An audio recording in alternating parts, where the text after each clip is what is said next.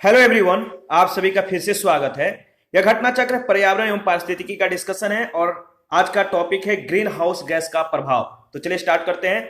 देखिए, भूमंडलीय उष्णता या तापमान का प्रभाव हिम क्षेत्रों में तेजी से पिघलती बर्फ के रूप में देखा जा सकता है। मौसम में तेजी से परिवर्तन हो रहे हैं और सागर तट के समीपवर्ती क्षेत्र तेजी से डूब रहे हैं। स्कैंडिनेविया प्रायद्वीप के अनेक यूरोपीय देश अपने अनेक ऐसे तटों को गंवा चुके हैं।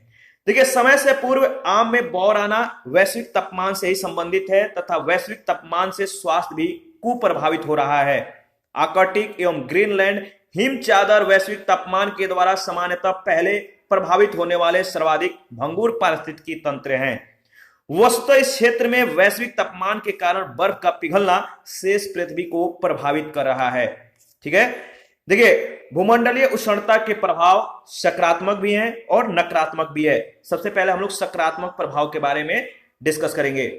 सकारात्मक प्रभाव यह है कि अत्यधिक बादल बनेगा और अधिक मात्रा में प्रकाश संश्लेषण होगा।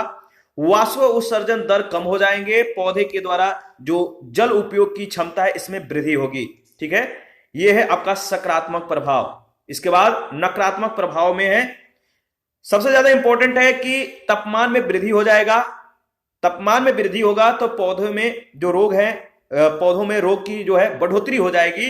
ग्लेशियर का पिघलना, और ग्लेशियर पिघलेगा तो क्या होगा, समुद्र के जल स्तर में वृद्धि होगा। नदियों के जल स्तर में अप्रत्याशित वृद्धि हो जाएगा। तटीय प्रदेश जो है वो डूबने लगेंगे, बाढ़ आएगा, सूखा पड़ेगा, मौसमी दशाओं में फिर परिवर्तन होगा, जैव विविधता को नुकसान हो जाएगा और फसल उत्पादकता में कमी आएगी। इससे क्या होगा, भारी जो है आर्थिक क्षति होगा। तो ध्यान रखिएगा। देखिए, आईपीसीसी जो है inter governmental panel on climate change के द्वारा प्रकाशित एसेसिंग की vulnerabilities and the risk from climate change नामक रिपोर्ट के अनुसार यदि विश्व तापमान पूर्व औद्योगिक स्तर से 2 डिग्री सेंटीग्रेड बढ़ जाता है तो विश्व भर में प्रवाल मर्त्यता यानी कोरल मोर्टालिटी घटित होगी। साथ ही पृथ्वी के पारिस्थितिकी तंत्र का 1/6 भाग रूपांतरित हो जाएगा और पृथ्वी पर ज्ञात प्रजातियों का 1/4 भाग विलुप्त होने के कगार पर पहुंच जाएगा। यदि विश्व का तापमान पूर्व औद्योगिक स्तर से 3 डिग्री सेंटीग्रेड से अधिक बढ़ जाता है तो स्थलीय जीवमंडल एक नेट कार्बन स्रोत की ओर प्रवृत्त होगा। साथ ही पारिस्थितिकी तंत्र का 1/5 से अधिक भाग रूपांतरित हो जाएगा और 30% तक ज्ञात प्रजातियां विलुप्त होने के कगार पर पहुंच जाएंगी। वैश्विक उष्णता पृथ्वी पर जीवन के सक्षम सबसे गंभीर चुनौती है। आईपीसीसी के अनुसार अगर बात करें तो वैश्विक उष्णन से ग्लेशियर के पिघलने की दर बढ़ेगी, समुद्री जल स्तर में वृद्धि होगी, सूखा और बाढ़ की बारंबारता एवं तीव्रता में वृद्धि होगी, चक्रवात, तूफान, बवंडर आदि की बारंबारता एवं तीव्रता में भी वृद्धि हो जाएगी।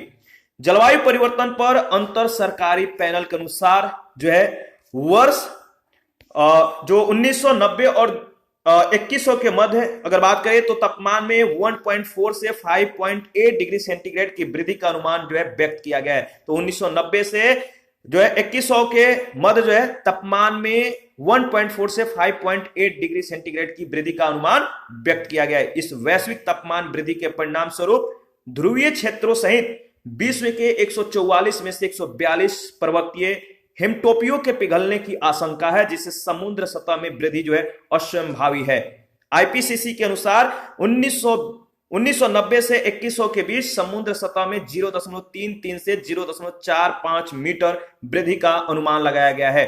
अनुमानतः पिछले हिमयुग से अब तक जो है लगभग 390 फीट समुद्र सतह में वृद्धि हो चुकी है।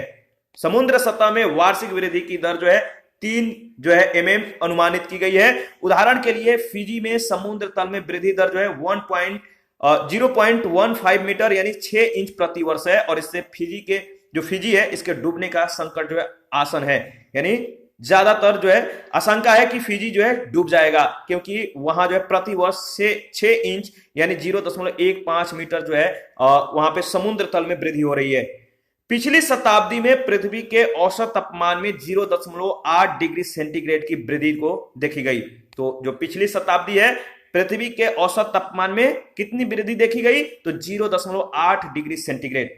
उल्लेखनीय है कि पादप प्लवक का सागर में वही महत्व है जो स्थल पर घासों का है। इससे महासागर की खाद्य श्रृंखला का प्रभावित होना स्वाभाविक है, और जबकि इसके पूर्णतः नष्ट हो जाने से महासागर का जल घनत्व प्रबल रूप से नहीं घटेगा। ध्यान रहे कि यदि किसी सागर का पादप प्लवक किसी कारण से पूर्णतः नष्ट हो जाए तो कार्बन सिंक के रूप में उस महासागर पर प्रतिकूल प्रभाव पड़ेगा। ध्यान रखिएगा, इस पर आधारित पहला प्रश्न पूछा गया है, भूमंडलीय उष्णता के परिणाम स्वरूप क्या होगा। आपको बताना है सार्वभौमिक संपर्क बेहतर हो जाएंगे, हिम नदी द्रवीभूत होने लगेगी, समय से पूर्व आम में बौर आने लगेगा और स्वास्थ्य पर कुप्रभाव पड़ेगा। इसके बारे में हम लोगों ने कुछ ही सेकंड पहले डिस्कस किया है। सही जवाब होगा 2, 3 एंड 4। देखिए, भूमंडलीय उष्णता या तापमान का प्रभाव हिम क्षेत्र में तेजी से पिघली बर्फ के रूप में देखा जा सकता है। मौसम में तेजी से परिवर्तन हो रहे हैं और सागर तट के समीपवर्ती क्षेत्र तेजी से डूब रहे हैं। स्कैंडिनेविया प्रायद्वीप के जो अनेक यूरोपीय देश हैं अपने अनेक ऐसे तटों को गंवा चुके हैं। समय से पूर्व आम में बौर आना वैश्विक तापमान से ही संबंधित है तथा वैश्विक तापमान से स्वास्थ्य भी कुप्रभावित हो रहा है। सेकंड नंबर है, निम्नलिखित में से कौन एक सर्वाधिक भंगुर पारिस्थितिकी तंत्र है जो वैश्विक तापमान के द्वारा सबसे पहले प्रभावित होगा। सही जवाब है आर्कटिक एवं ग्रीनलैंड हिम चादर, ए ऑप्शन। देखिए, दिए गए विकल्प में आर्कटिक एवं ग्रीनलैंड हिम चादर वैश्विक तापन के द्वारा सबसे पहले प्रभावित होने वाले सर्वाधिक भंगुर पारिस्थितिकी तंत्र है। वस्तुतः इस क्षेत्र में वैश्विक तापन के कारण बर्फ का पिघलना शेष पृथ्वी को प्रभावित कर रहा है। क्वेश्चन नंबर थर्ड है, वैश्विक जो वैज्ञानिक दृष्टिकोण है, वैज्ञानिक दृष्टिकोण यह है कि विश्व तापमान पूर्व औद्योगिक स्तर पर 2 डिग्री सेंटीग्रेड से अधिक नहीं बढ़ना चाहिए। यदि विश्व तापमान पूर्व औद्योगिक स्तर से 3 डिग्री सेंटीग्रेड के परे बढ़ जाता है तो विश्व पर उसका संभावित असर क्या होगा। तो बताइए, 2 डिग्री से अधिक नहीं बढ़ना चाहिए। यदि विश्व तापमान पूर्व औद्योगिक स्तर से 3 डिग्री सेंटीग्रेड के स्तर को पार कर जाए तो विश्व पर उसका संभावित असर क्या होगा। इसके बारे में हम लोगों ने कुछ ही सेकंड पहले डिस्कस किया है। सही जवाब क्या है आप बताइए। इसमें जो पहला दिया है, जो संभावित असर दिया गया है कि पहला, स्थलीय जीवमंडल एक नेट कार्बन स्रोत की ओर प्रवृत्त होगा, विस्तृत प्रवाल मत्स्यता घटित होगी, यानी जो कोरल मोर्टालिटी है घटित होगी, सभी भूमंडलीय आर्द्र भूमि अस्थायी रूप से लुप्त हो जाएंगी, अनाजों की खेती विश्व में कहीं भी संभव नहीं होगी। सही जवाब है बी ऑप्शन, पहला और दूसरा इसके संदर्भ में सही है।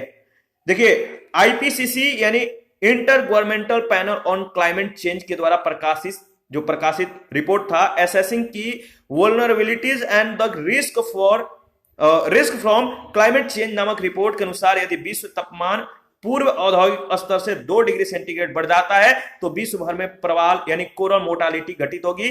यदि विश्व का तापमान पूर्व औद्योगिक स्तर से 3 डिग्री सेंटीग्रेड से भी अधिक बढ़ जाता है तो स्थलीय जीवमंडल एक नेट कार्बन स्रोत की ओर प्रवृत्त होगा। ध्यान रखिएगा। और इसके बाद क्वेश्चन नंबर 4 है, वैश्विक ऊष्मन के फल स्वरूप निम्नलिखित में से किसकी बारंबारता और प्रचंडता बढ़ रही है। वैश्विक ऊष्मन के फलस्वरूप निम्नलिखित में से किसकी बारंबारता और प्रचंडता बढ़ रही है। सही जवाब होगा चक्रवात की, तूफान की, बवंडर की, उपरोक्त सभी की। तो सही जवाब उपरोक्त सभी की। वैश्विक ऊष्मन जो है पृथ्वी पर जीवन के समक्ष सबसे गंभीर चुनौती है। आईपीसीसी के अनुसार वैश्विक ऊष्मन से ग्लेशियर के पिघलने की दर बढ़ेगी, समुद्री जल स्तर में वृद्धि होगी, सूखा और बाढ़ की बारंबारता एवं तीव्रता में वृद्धि होगी, चक्रवात, तूफान, बवंडर आदि की बारंबारता एवं तीव्रता में वृद्धि होगी। 5 नंबर है, निम्नलिखित में कौन सा पिछली शताब्दी में पृथ्वी के औसत तापमान में वृद्धि प्रदर्शित करता है। निम्नलिखित में से कौन सा पिछली शताब्दी में पृथ्वी के औसत तापमान में वृद्धि करता है। सही जवाब क्या होगा।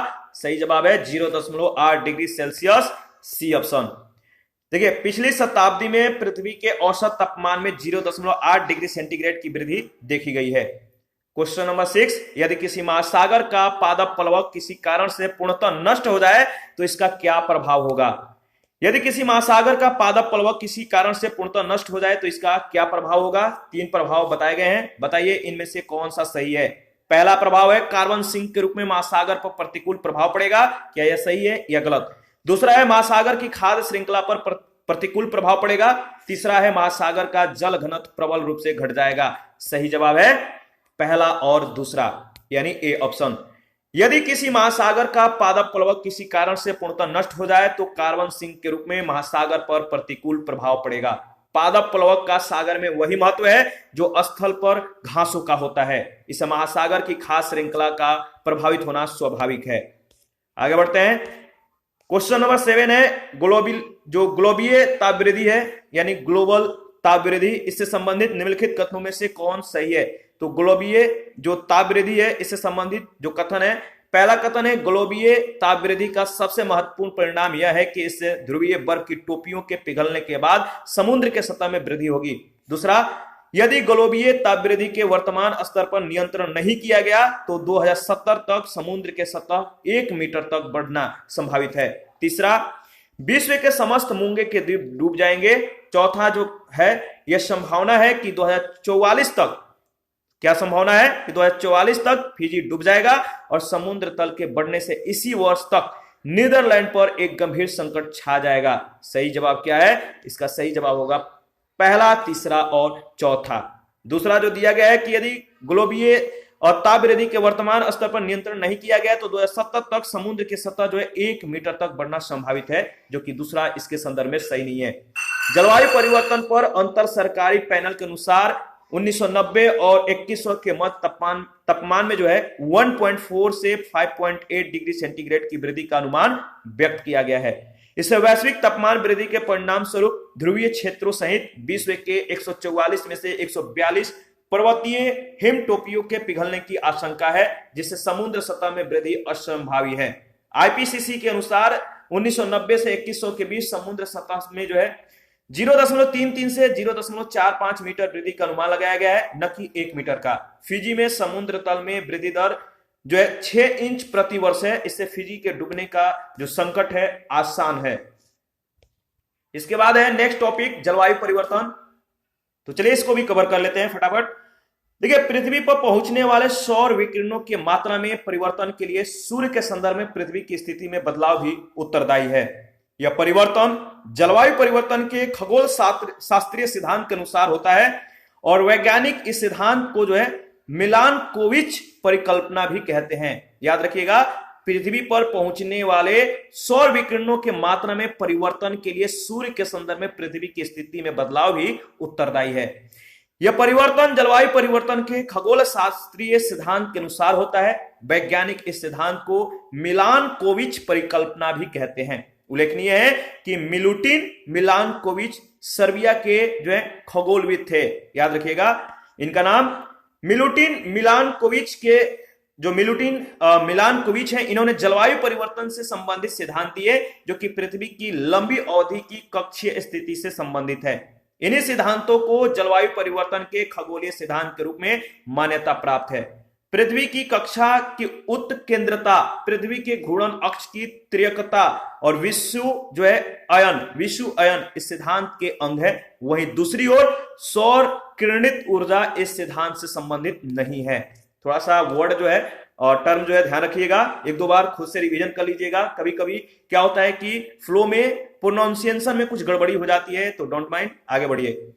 उल्लेखनीय है, जलवायु परिवर्तन पर अंतर सरकारी पैनल यानी आईपीसीसी, जो कि संयुक्त राष्ट्र के तत्वाधान में गठित अंतर सरकारी वैज्ञानिक निकाय है, इसके अनुसार ग्रीन हाउस यानी हरित गैसें यानी ग्रीन हाउस गैसें वे हैं जो पृथ्वी, वातावरण और बादलों के द्वारा उत्सर्जित ऊष्मीय और रक्त विकिरण को अवशोषित एवं उत्सर्जित करती हैं। इनमें प्रमुख हैं CO2 यानी कार्बन डाइऑक्साइड, जल वाष्प, नाइट्रस ऑक्साइड, मीथेन, ओजोन, जो कि साधारणतः पृथ्वी के वायुमंडल में उपस्थित रहती है। जलवायु परिवर्तन के मापन के लिए हिम तत्व यानी आइस कोर किसी ग्लेशियर या बर्फ की चादर को छेद कर प्राप्त किया गया एक बेलनाकार नमूना है। आइस कोर अतीत की जलवायु और वातावरण की जांच करने के लिए सबसे प्रत्यक्ष और विस्तृत अभिलेख है। आइस कोर से जलवायु परिवर्तन का क्रायोजेनिक संकेतक प्राप्त किया जाता है। ग्रीनलैंड और अंटार्कटिका में बड़ी मात्रा में बर्फ की चादर पाई जाती है, जिनसे आइस कोर निकाला जाता है। इनसे पूर्व काल में वातावरण में व्याप्त गैसें आदि की जानकारी प्राप्त की जाती है। उल्लेखनीय है कि जलवायु परिवर्तन कृषि को प्रभावित करने की क्षमता रखता है तापमान बढ़ने से मिट्टी की नमी और कार्य क्षमता प्रभावित होगी, इससे मिट्टी में लवणता बढ़ेगी। जलवायु परिवर्तन से फसलों की उत्पादकता भी प्रभावित होगी। जलवायु परिवर्तन से संसाधनों पर जो है दबाव बढ़ रहा है। वन, चारागाह, कृषि भूमि, नदियों, जल, भूजल आदि संसाधनों को लेकर तनाव और आपदा की स्थिति, प्रवसन को लेकर जो है संघर्ष आदि के अनेक प्रमाण उपलब्ध हैं, जो जलवायु परिवर्तन को सामाजिक तनाव में वृद्धि करने वाला एक प्रमुख कारक सिद्ध करते हैं। अनेक अध्ययन जलवायु परिवर्तन के कृषि एवं वानिकी के उत्पादन एवं उत्पादकता दोनों पर गंभीर दुष्परिणाम की पुष्टि करते हैं। भविष्य में और भी जटिल स्थिति उत्पन्न होने की संभावना को नहीं नकारा जा सकता और मौसम की चरम दशाओं की बारंबारता से जो है कृषि क्षेत्र सर्वाधिक प्रभावित होता है और ऐसे में खाद्य सुरक्षा का जो प्रश्न है खड़ा होता है। खाद्य असुरक्षा की स्थिति में अनावश्यक खाद्य संग्रहण तथा खाद्यान्न संसाधनों पर बलपूर्वक नियंत्रण की प्रवृत्ति का विकास होता है, जो अंततः सामाजिक तनाव को जन्म देता है। अतः खाद्य असुरक्षा भी सामाजिक तनाव का एक प्रमुख कारक है। देखिए, वैश्विक जलवायु परिवर्तन के संदर्भ में अगर बात करें तो समोच्च बांध, अनुपद सस्यन एवं शून्य जुताई पद्धतियां मृदा में कार्बन प्रच्छादन या संग्रहण में सहायक है। कार्बन प्रच्छादन का तात्पर्य कार्बन का पौधों, भूगर्भिक संरचनाओं एवं समुद्र में दीर्घकालीन संग्रहण से होता है।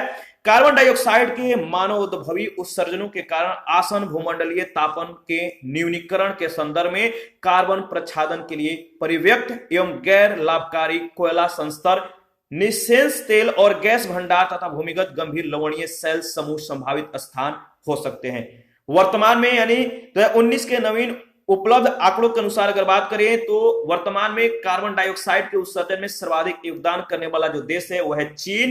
ठीक है, विश्व के कुल CO2 उत्सर्जन का लगभग 29% जो है यह उत्सर्जन करता है। तो पहला स्थान है मतलब चीन का। इसके बाद है संयुक्त राज्य अमेरिका USA का 16% के साथ दूसरे स्थान पे है। भारत जो है 7% के साथ तीसरे और रूस जो है 5% के साथ चौथे, जापान 4% के साथ पांचवें स्थान पे है। चीन विश्व का सबसे बड़ा ग्लोबल कार्बन उत्सर्जक देश है, ध्यान रखिएगा। भूटान को विश्व का शीर्ष कार्बन निगेटिव देश माना गया है और एशिया पैसिफिक संघ एपेक की जनसंख्या विश्व की कुल जनसंख्या का 41% है। यह विश्व के कुल ऊर्जा उपयोग के 48% का उपयोग करते हैं। एपेक देशों का विश्व की कुल हरित गृह गैसों के उत्सर्जन में 48% से भी अधिक का योगदान है। एपेक देश क्योटो प्रोटोकॉल का समर्थन करते हैं, परंतु इसके कुछ देशों ने इनका जो है अनुमोदन नहीं किया है, ध्यान रखिएगा। और इस पर पहला प्रश्न जो है इस पर आधारित इस टॉपिक पर कि 2015 में जलवायु परिवर्तन सम्मेलन कहां हुआ था। 2015 में छत्तीसगढ़ PCS में यह प्रश्न पूछा गया, 2015 में जलवायु परिवर्तन सम्मेलन कहां हुआ था। तो देखिए इसका सही जवाब है पेरिस। आपको बताना है कि 2020 और 2021 जलवायु परिवर्तन सम्मेलन का जो स्थान है वो कहां है, आपको कमेंट में बताना है। तो देखिए 2015 में 21वां जलवायु परिवर्तन सम्मेलन जो है पेरिस में हुआ था। 2018 में 24वां जलवायु परिवर्तन सम्मेलन है कटोविस यानी पोलैंड में आयोजित हुआ था और 2019 में जो है 25वां जलवायु परिवर्तन सम्मेलन जो है मैड्रिड स्पेन में संपन्न हुआ था। तो 20 और 21 का बताना है आपको, कमेंट में बताइएगा। पेरिस में निम्नलिखित में से कौन सा संयुक्त राष्ट्र जलवायु परिवर्तन सम्मेलन संपन्न हुआ। सही जवाब है आपको मालूम है 21वां। और क्वेश्चन नंबर 3 है निम्नलिखित गैसों में से कौन सी एक ग्रीन हाउस गैस नहीं है। तो ग्रीन हाउस गैस जितने भी हैं उसको ध्यान रखिएगा। इसमें देखिए O2 जो है ये ग्रीन हाउस गैस नहीं है। ग्रीन हाउस गैस वे होते हैं जो कि पृथ्वी, वातावरण और बादलों के द्वारा उत्सर्जित उष्मीय और रक्त विकिरण को अवशोषित और उत्सर्जित करती हैं। इनमें से कौन कौन है, CO2 है, जलवाष्प है, नाइट्रस ऑक्साइड है, मीथेन है, ओजोन है। ठीक है, O2 जो है एक ग्रीन हाउस गैस नहीं है, ध्यान रखिएगा। क्वेश्चन नंबर नेक्स्ट है 4। आज कार्बन डाइऑक्साइड यानी CO2 के उत्सर्जन में सर्वाधिक योगदान करने वाला जो देश है वो कौन सा है। तो आपको मालूम है CO2 का उत्सर्जन करने वाला सर्वाधिक जो देश है, मतलब सर्वाधिक योगदान देने वाला वो है चीन। 2019 के नवीनतम आंकड़े के अनुसार अगर बात करें तो कार्बन डाइऑक्साइड में उत्सर्जन में सर्वाधिक योगदान करने वाला देश जो है चीन है। विश्व का यानी जो है CO2 के कुल उत्सर्जन का ये 29% खुद जो है उत्सर्जन करता है। इसके बाद संयुक्त राज्य अमेरिका, भारत, ठीक है, इसके बाद रूस और जापान का स्थान आता है। क्वेश्चन नंबर 5 है, निम्नलिखित में कौन सा विश्व का सबसे बड़ा ग्लोबल कार्बन उत्सर्जक है? तो आपको मालूम है, सही जवाब होगा चीन। और 6 नंबर है, निम्नलिखित में से किस देश को दुनिया में कार्बन निगेटिव देश के रूप में माना जाता है? तो कार्बन निगेटिव देश के रूप में भूटान को माना जाता है, याद रखिएगा, इंपॉर्टेंट है। 7 नंबर प्रश्न है, मानव की कौन सी क्रिया जलवायु से जो है सर्वाधिक प्रभावित होती है? मानव की वो कौन सी क्रिया है जो जलवायु से सर्वाधिक प्रभावित होती है? तो सही जवाब है कृषि। जलवायु परिवर्तन कृषि को प्रभावित करने की क्षमता रखता है। तापमान बढ़ने से मिट्टी की नमी और कार्य क्षमता प्रभावित होगी, मिट्टी में लवणता बढ़ेगी, जलवायु परिवर्तन से फसलों की उत्पादकता भी प्रभावित होगी। क्वेश्चन नंबर 8 है, कथन ए कह रहा है कि भारत में जलवायु परिवर्तन से सामाजिक तनाव बढ़ रहा है। कारण आर, मौसम की चरम दशा की बारंबारता एवं तीव्रता से खाद्य सुरक्षा पर गंभीर प्रभाव पड़ेंगे। बताइए इन दोनों में से कौन कथन सही है? देखिए ए और आर दोनों सही है, आर ए का सही कारण भी है। जलवायु परिवर्तन से संसाधनों पर तनाव बढ़ रहा है। वन, चारागाह, कृषि भूमि, नदीय जल, भूजल आदि संसाधनों को लेकर तनाव और आपदा की स्थिति, प्रवसन को लेकर संघर्ष आदि के अनेक प्रमाण उपलब्ध हैं जो जलवायु परिवर्तन को सामाजिक तनाव में वृद्धि करने वाला एक प्रमुख कारक सिद्ध करते हैं। अनेक अध्ययन जलवायु परिवर्तन का कृषि और वानिकी के उत्पादन और उत्पादकता दोनों पर गंभीर दुष्परिणाम की पुष्टि करते हैं। भविष्य में और भी जटिल स्थिति उत्पन्न होने की संभावना को नकारा नहीं जा सकता। मौसम की चरम दशाओं की बारंबारता से कृषि क्षेत्र सर्वाधिक प्रभावित होता है। ऐसे में खाद्य सुरक्षा का प्रश्न खड़ा होता है। खाद्य असुरक्षा की स्थिति में अनावश्यक खाद्य संग्रहण, खदान संसाधनों पर बलपूर्वक नियंत्रण की प्रवृत्ति का विकास होता है जो अंततः सामाजिक तनाव को जन्म देता है। खाद्य असुरक्षा भी सामाजिक तनाव का एक प्रमुख कारक है और इस तरह कथन कारण दोनों सही है। क्वेश्चन नंबर 9 है, निम्न में से कौन जलवायु परिवर्तन के खगोलीय सिद्धांतों से संबंधित नहीं है? जलवायु परिवर्तन के खगोलीय सिद्धांतों से जो संबंधित नहीं है वो है आपका सौर किरणित ऊर्जा यानी सौर विकिरण, डी ऑप्शन। देखिए मिलुटिन मिलानकोविच ये जो है इन्होंने जलवायु परिवर्तन से संबंधित सिद्धांत दिए जो पृथ्वी की लंबी अवधि की कक्षीय स्थिति से संबंधित है। पृथ्वी की कक्षा की उत्केंद्रता, पृथ्वी की घूर्णन अक्ष की तिर्यकता, विश्व अयन इस सिद्धांत के अंग हैं। याद रखिएगा कौन कौन? तो पृथ्वी की कक्षा की उत्केंद्रता, पृथ्वी की घूर्णन अक्ष की तिर्यकता और विश्व अयन इस सिद्धांत के अंग है। क्वेश्चन नंबर 10 है, निम्नलिखित में से किसने सुझाया था कि पृथ्वी का धुरी पर अवस्था बदलना जलवायु परिवर्तन के लिए एक कारक है? किसने सुझाया था कि पृथ्वी का धुरी पर अवस्था बदलना जलवायु परिवर्तन के लिए एक कारक है? सही जवाब है मिलुटिन मिलानकोविच, बी ऑप्शन। पृथ्वी पर पहुंचने वाले सौर विकिरणों की मात्रा में परिवर्तन के लिए सूर्य के संदर्भ में पृथ्वी की स्थिति में बदलाव भी उत्तरदायी है। वैज्ञानिक इस सिद्धांत को मिलानकोविच परिकल्पना भी कहते हैं। उल्लेखनीय है कि मिलुटिन मिलानकोविच सर्बिया के खगोलविद थे। नेक्स्ट है 11 नंबर, निम्न में से किससे जलवायु परिवर्तन का क्रायोजेनिक संकेतक प्राप्त किया जाता है? किससे जलवायु परिवर्तन का क्रायोजेनिक संकेतक प्राप्त किया जाता है? तो आई स्कोर, ये ऑप्शन आपका बिल्कुल सही है। देखिए आई स्कोर किसी ग्लेशियर या बर्फ के चादर को छेद कर प्राप्त किया गया एक बेलनाकार नमूना है। आई स्कोर अतीत की जलवायु और वातावरण की जांच करने के लिए सबसे प्रत्यक्ष और विस्तृत अभिलेख है।